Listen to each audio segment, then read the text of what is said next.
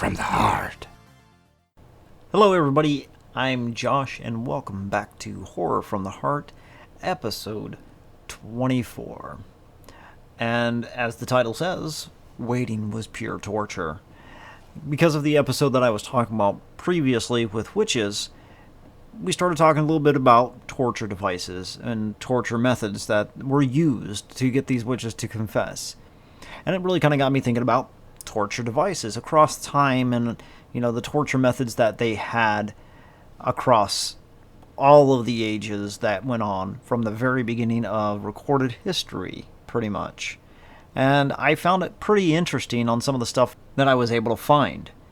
Now, that's not going into that whole thing of like BDSM where we do torture for fun type of stuff. This is more like I'm going to torture you till I get what I want type of stuff, whether it's a confession or torture for just pure torture-ness, to put it, bluntly, pretty much. Now, one of the ones that I found was kind of interesting in a way was the Pair of Anguish. Now, if you've never heard of this thing, it's basically like this little mechanical thing that looks like a pear, and as one end has kind of like a screw thing to it.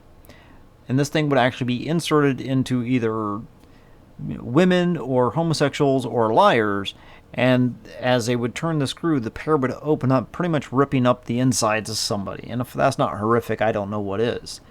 Now, those of you who get into biblical type of things, as far as Christianity and stuff goes, or even if you don't get into Christianity, everybody, pretty much everybody, has heard of crucifixion. That was actually a method of torture. It wasn't really meant to kill anybody.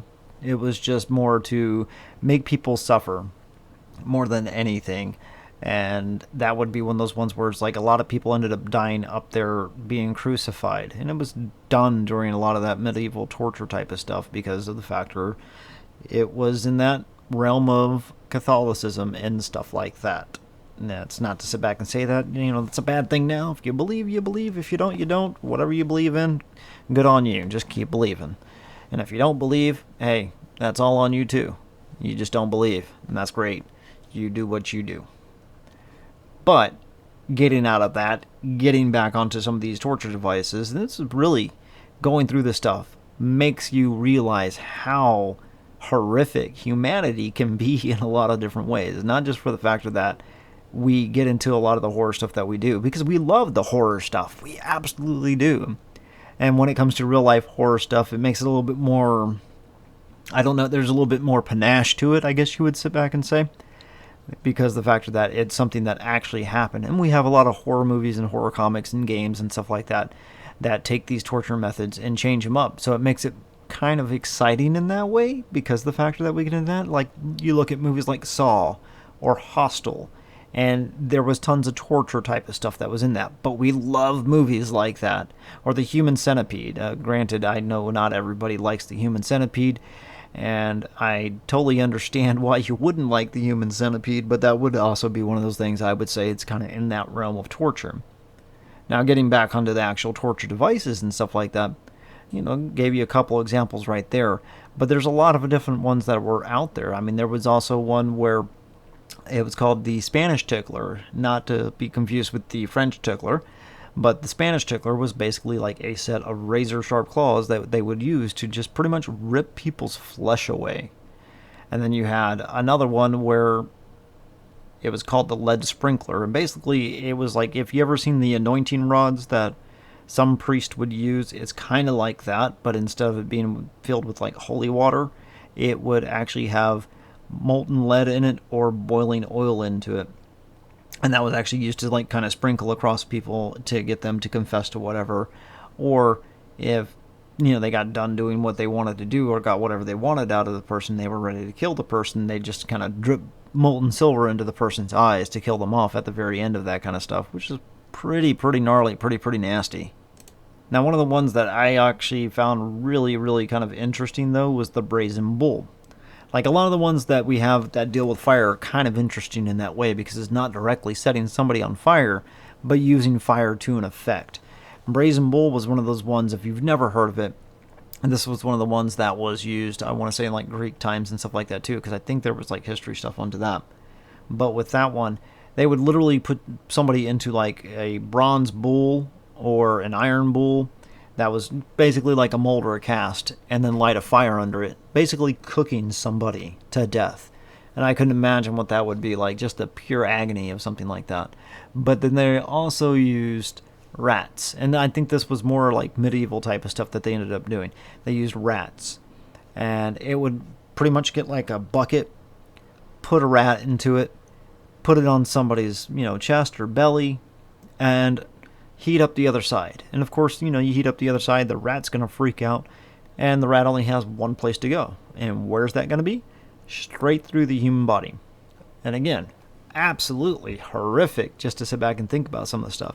Just the machinations of people who were like, you know what? I don't think this person's talking to me the way I need them to talk to me. I'm going to come up with other things to do and try and get whatever kind of confession I want out of them. I want this information type of stuff. And just the idea of doing that, or because somebody committed a crime. And of course, the way we do crimes now and prosecution and stuff like that is way different compared to way back then, where it was like you stole something like a pear or an apple or something like that from a vendor, you had the chance of actually getting your hands cut off, compared to now where it's like, here's a misdemeanor or possibly a felony for certain things. And then, of course, I'm not going to get into the whole legal system and how that works because, yeah, yeah, I'm not going to get into that one. Let's just say that. Here in America, it's kind of weird. A lot of other countries, I couldn't tell you because I don't know how their laws work, but hey, the more you know, the better, especially if you're going to go travel across country or someplace like that.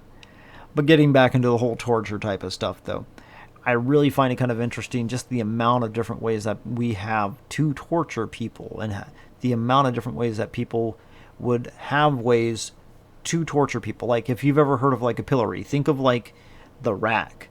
Basically, everybody has seen in some sort of movie, or if you've been to like a Renaissance fair or something like that, the rack. It's basically putting somebody's head into it, putting their arms through it to where they can't move.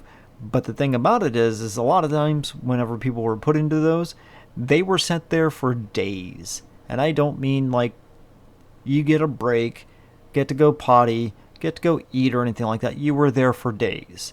And it was usually set up to where you had to stand. So if you got tired, you're basically going to be choking your own self out. And it's kind of like a harrowing type of thing when you think about it. And of course, we think about some of the modern day torture stuff that we've heard about before. Like, I mean, you have stories from Vietnam where they would put like bamboo shoots under people's fingernails and let the bamboo grow to rip off people's fingernails. Or you think about waterboarding and things like that kind of stuff. It's just, it's interesting the way we continuously build up and change methods to be able to do this kind of stuff, even to the point of psychological torture. And when you think about that, that's one of those ones where, yeah, physical torture is horrible, and the damage it does to somebody's psyche just to be able to have something like that happen is absolutely horrible as well.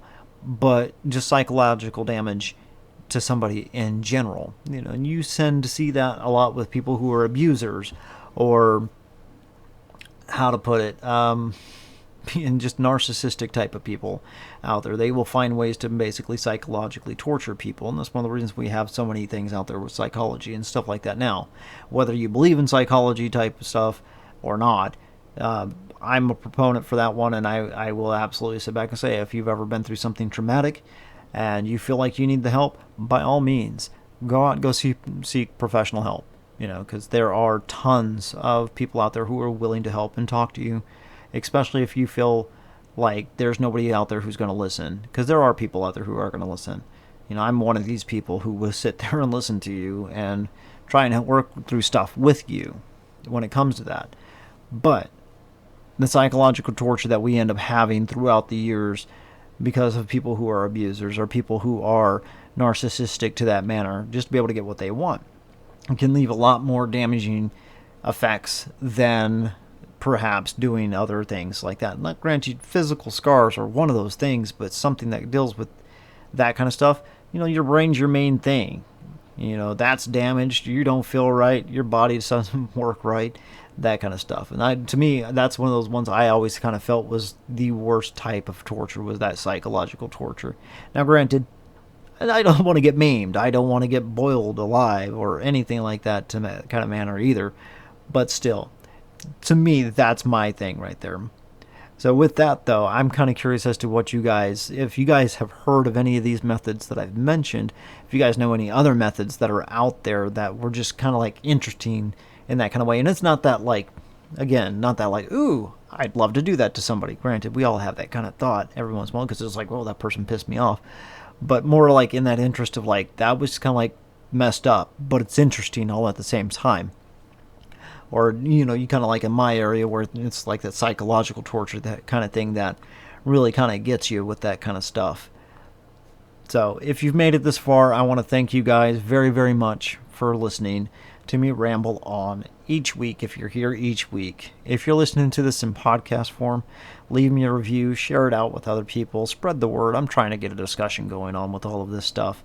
If you are listening to me on YouTube, leave a like, hit that subscribe button, leave a comment down below, and let me know what you guys think about some of these torture devices, or if you know any other torture devices that I didn't mention or anything like that. I have also, just so you guys know, started up a TikTok, and I'm trying to put out a daily horror fact, every day, as it says, daily. I'm trying to put something out. I kind of skimped out this week because, I've had a lot of stuff going on this week. I mean, hey, life happens. We all need to take breaks when it comes to certain things. But I'm trying to get something out there every single day. Also, the little TikTok videos that I do for that are getting put onto YouTube as well. Not in the same manner. So you'll probably see it on TikTok first before you see it on YouTube. But just know that they're there. Come check it out. I'm still trying to see if I can get some time. And I mean, when I say time, quiet time, to be able to sit down and play some games and stuff like that. I had started the medium and I haven't really got anywhere with that one. But if there's any other horror video games that you guys know out there, I'll be willing to try and check some stuff out and maybe put some gameplay stuff up there if you guys are interested in checking that kind of thing out.